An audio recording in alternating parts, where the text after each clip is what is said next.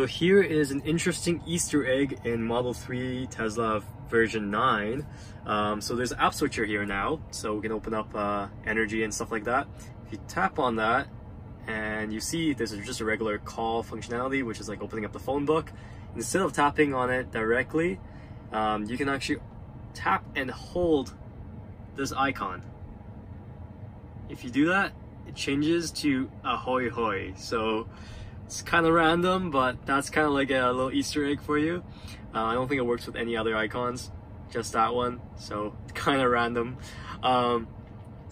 That's basically it for the Easter egg. Kind of interesting. By the way, if you don't know, there is actually a little shortcut that I found regarding this app switcher. So, for example, I open up the charging app here. If you just want to open it up without having to tap twice, you can actually just swipe up from the app switcher icon. So if you swipe up like that, the last app gets opened up. So for example, if I have a web browser opened, so let's just say I'm on the web browser and I want to get back to it. So I'm like on my map and I want to get back to it.